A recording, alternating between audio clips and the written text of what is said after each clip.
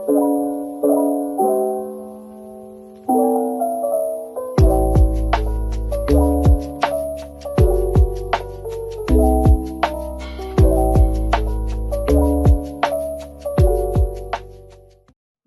you guys. Morning. Good morning and happy November. I know you guys have seen me a few times already in November, but I digress. Happy November if I haven't said it yet. Thank you guys so much for watching all the videos last week. Thank you for watching the vlog on Saturday. If anybody watched and wonders how the keto thing is going, we're like 6 days in and I'm still doing really, really good. So that's awesome, right? We are almost halfway there. Yay. So yeah, 6 days in, things are going really, really well on the keto thing. And I appreciate everybody who watched the vlog on Saturday about it. The biggest thing that I'm finding doing keto is about midday, between 2 and 4, before dinner, I'm getting a little bit of a headache, like right in here. And I don't know if that's just not enough fuel from carbohydrate. I don't know what it is. But once I eat my dinner, then I feel perfectly fine again. So kind of working around that a little bit, making sure I push plenty of water. But that's not what we're here to talk about today. We are here to talk about one of my, I would say, favorite books I've read, series I've read, authors I've read, and that is Miss Laura Sebastian. Now, I had no clue who Laura Sebastian was 3 weeks ago. Yeah, probably about 3 weeks ago. Till I read Castles in Their Bones. And if you remember, I just absolutely love this book. Somebody on TikTok talked about it, and this was the first time I had heard of this book, and I made a whole video about how I did not understand how it was not talked about more, because it was just really, really good for YA fantasy. So I posted something about it in a book group that I'm in, and I said, why is nobody talking about how good this series is? And I had to wait for the second book, Starlight in Their Veins, to come, or Stardust in Their Veins, to come in from the library. So it came in today. Really excited about that. It's here, and I cannot wait to dive into it. But while I've been waiting for this book to come in from the library, I didn't know how long it was going to take. Somebody commented on my post about Castles in Their Bones and said, oh, have you read her other series, Ash Princess? And I said, no, I've never read Ash Princess, but I'm going to now. So I went to the library and I got, I want to say trilogy, but that's not the right word. It would be duology if it was two. A trio, I guess, is what I would call it. It's 3 books. So, I was really, really excited to try it. And I read Ash Princess on Friday. It took me like Friday and Saturday.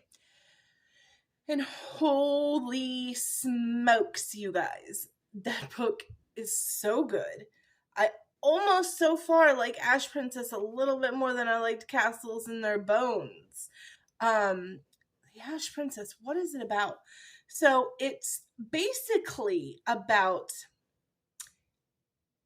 it starts out with a young woman who is about 17 years old, as most young adult fantasy does start out.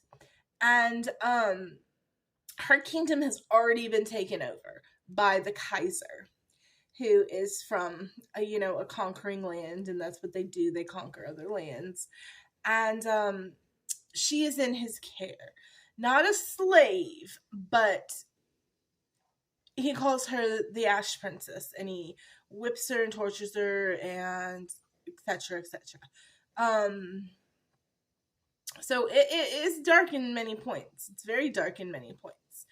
But she has seen her mother killed, who was the queen, and now she has been living since she was a small child, like 6, I think, as the Ash Princess to this Kaiser, who just enjoys whipping her when her people rebel. And it's a lot, but it's really really good. And she has to kind of get free, and so they utilize the fact that the Kaiser has a son who is the prince, who has really strong feelings for Theo. Her name is Theo.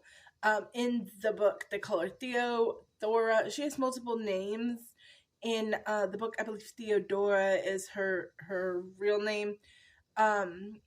But she's the same person, even though it's kind of like the in Throne of Glass, the Aelin, or oh my gosh, Selena. Thank you. I kept thinking of Calathinian, which is the name of the country in Ash Princess. So it's kind of like the Aelin and Selena thing from Throne of Glass, where she's got multiple names because she's lived multiple lives. She's the princess of this country that was overtaken, as well as the Kaiser, who is the king of the country that did the overtaking, doesn't want to call her by that name and get her, rebels to rise up. He wants to squash her down and make her weak and make her complacent.